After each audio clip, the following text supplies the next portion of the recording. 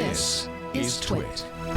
Hey, what's up? I'm Jason Howell, and I am here with the Samsung Galaxy Tab 3 8.0. Kind of weird that they have the two names there, but basically it's the Series 3 of the Galaxy Tab. This is the 8-inch screen version.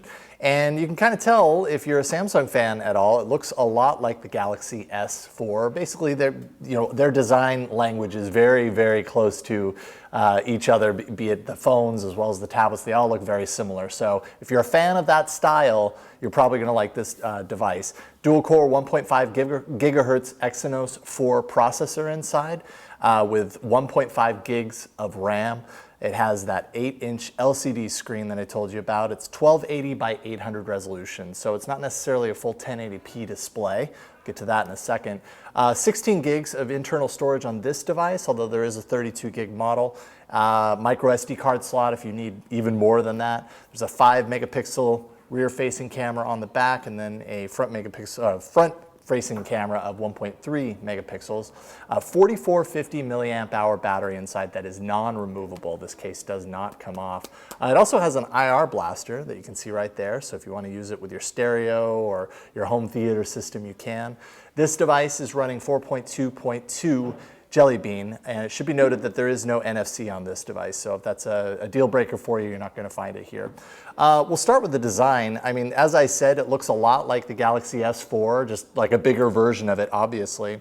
It has the plastic design, but thankfully, and I'm not the hugest fan of plastic when it comes to the design of tablets and phones, but it feels pretty sturdy, pretty solid, considering you don't get a lot of like those creaks when you bend the device or anything like that. Often, my complaint with a tablet is that the edges are so sharp that it digs right into the palm of your hands and it becomes really uncomfortable over time. So the rounded corners are definitely appreciated. You have a little bit of the kind of faux chrome outlinings on the sides, as well as the stylings around the camera, which kind of give it a nice little pop. Still a menu button, a capacitive menu button on the device. Samsung has clung hard to the menu button, even though Google has pretty much said with Android, I think it was Jelly Bean initially, that the menu button's going away. And now onto performance, which is where the tablet kind of starts to fall apart a little bit. Dual-core processor, which some people would say, hey, you know, that's going to be sufficient for most needs. But I kind of saw it like in the responsiveness. You can see the notification pull down. Sometimes it would take me 2 to 3 times to get it to register a touch in doing that. Other times it would pull down fine. It just really, you never know what you're going to get. Browsing the web was okay, but again, when you're scrolling through a big web page, there's just a little bit of extra jitteriness when you're scrolling through, and you detect it more and more over time.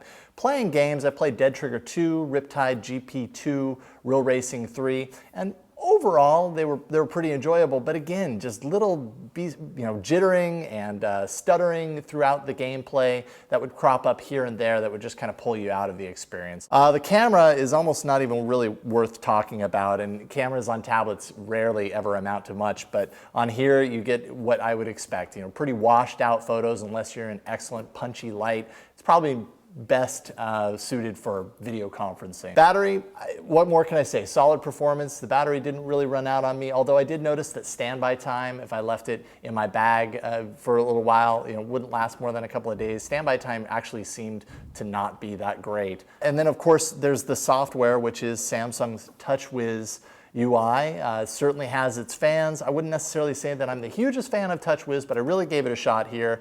A multi-window mode that allows you to pull up 2 different pages side by side. That was really handy. Smart Stay, which actually uses these sensors to track your eyes, and if your eyes are staring at the screen and it knows it, it'll keep the screen on. Doesn't matter what your screen timeout settings are. There is no gesture support on here though, like there is on the S4, so keep that in mind. And I just have to go ahead and go on the record and say the Samsung built-in keyboard is horrible. You get more wrong than you ever get right with the Samsung keyboard. But overall, TouchWiz brings a certain level of extra features to their devices, to Samsung devices. And if that's something that you're looking for, a little bit extra on the software side, then TouchWiz is excellent for that. All right, now let's take a look at the pros of the Samsung Galaxy Tab 3 8.0. First, there's the display, which, like I said, it's a 720 display, but it's perfectly sufficient and a very nice display considering that. Some software features that are included with TouchWiz are actually very handy and useful, so that gives you a little bit of extra usefulness out of your tablet purchase. On the con side, I would definitely say performance and responsiveness were an issue throughout the user experience, and I definitely noticed it more the more I used the tablet. And then price compared to the competition. You know, the iPad mini is maybe 20 or 30 bucks more than the Galaxy Tab 3 8.0. The Nexus 7 is better spec'd in some ways, and it's definitely a lot less than this tablet is, so price is definitely an issue here. Having said all that, it's not that this tablet is necessarily bad in any real way, but it's also not really great in any real way either. I don't walk away from this review thinking that there's one particular thing that this tablet is especially good at. And if you're going to recommend it to people to buy, you want at least some reason to recommend them to do so. If you're a big fan of Samsung, TouchWiz, their hardware aesthetic, you're probably going to like this device. For everyone else, there are much better options out there in this 7 to 8 inch form factor for tablets at possibly a lesser price than the Samsung Galaxy Tab 3 8.0. I'm Jason Howell, and you can check out all of my reviews on All About Android at twit.tv/AAA. Thanks for watching my review.